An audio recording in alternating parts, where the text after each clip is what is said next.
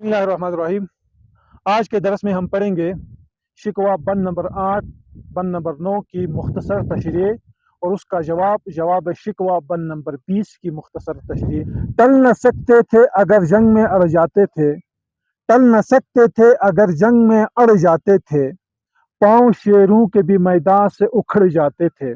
علامہ اقبال تاریخ دہراتے ہوئے کہتے ہیں کہ جب ہم میدان جنگ میں، میدان جہاد میں اترتے تھے تو پھر ٹل نہ سکتے تھے، ٹلتے نہیں تھے، پیچھے نہیں ہٹتے تھے، یہاں تک کہ پاؤں شیروں کے بھی میدان سے اکھڑ جاتے تھے۔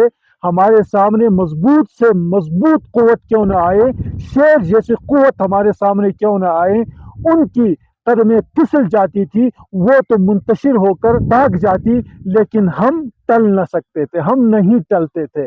اس سے اشارہ ہے جنگ موتا کی طرف ہے۔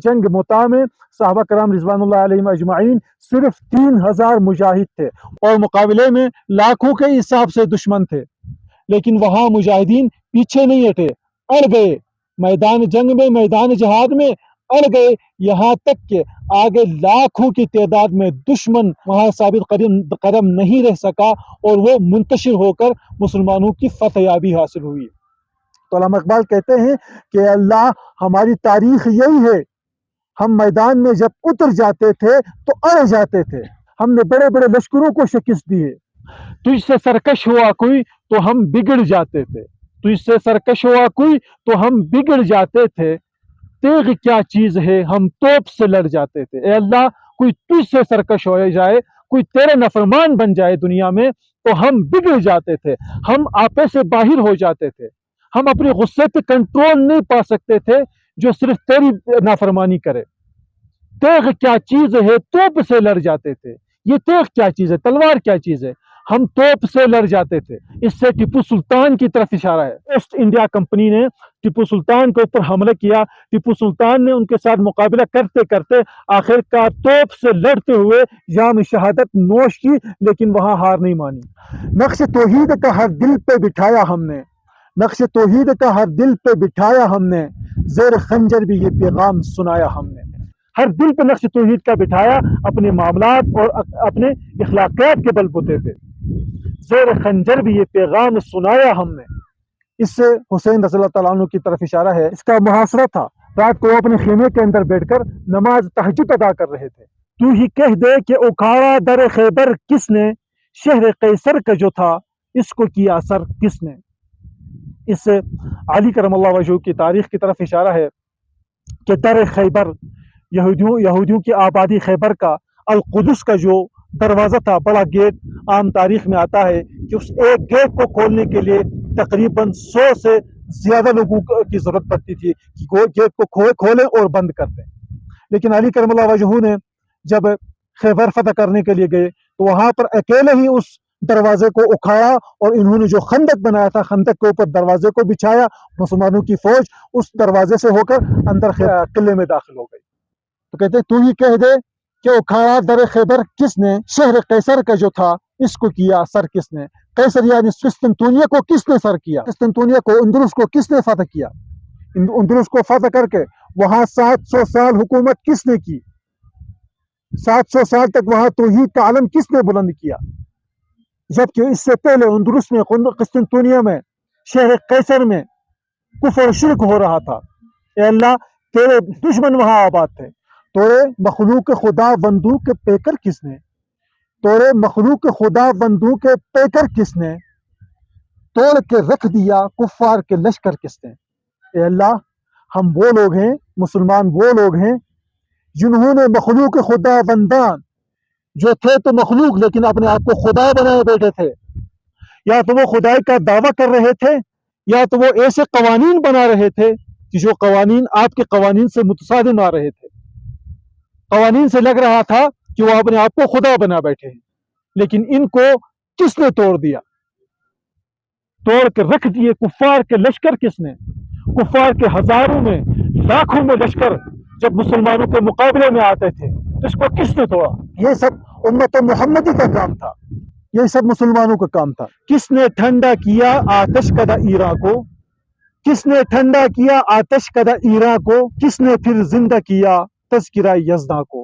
ایران کا جو آتش کدہ ہے تقریباً 424 سال تک مسلسل وہ جلتا رہتا تھا، وہاں آگ کی پوجا کی جا رہی تھی، وہاں شرک کیا جا رہا تھا۔ آخر اس کو ٹھنڈا کس نے کیا؟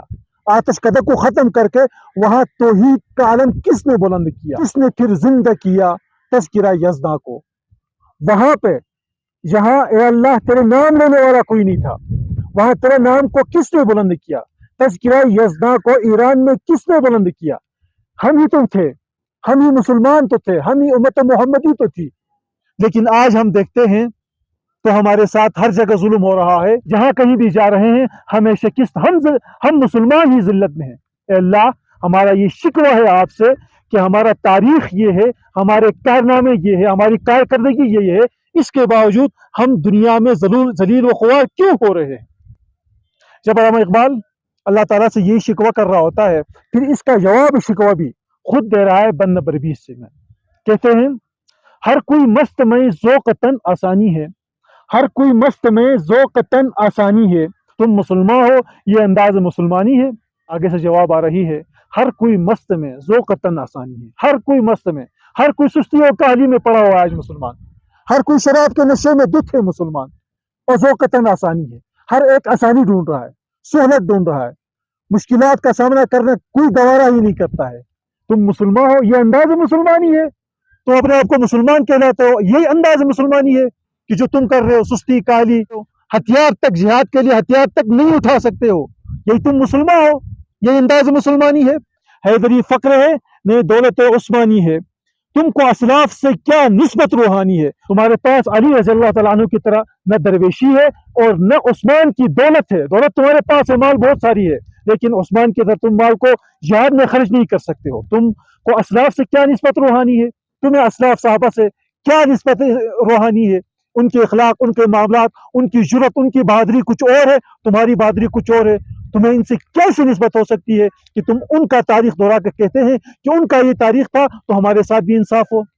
وہ زمانے میں معزز تھے مسلمان ہو کر، تم خوار ہوئے تارک قرآن ہو کر۔ وہ زمانے میں معزز تھے، دنیا میں ان کی عزت تھی، دنیا میں ان کا سکہ بولتا تھا، تو وہ مسلمان ہو کر، وہ اصل مسلمان تھے۔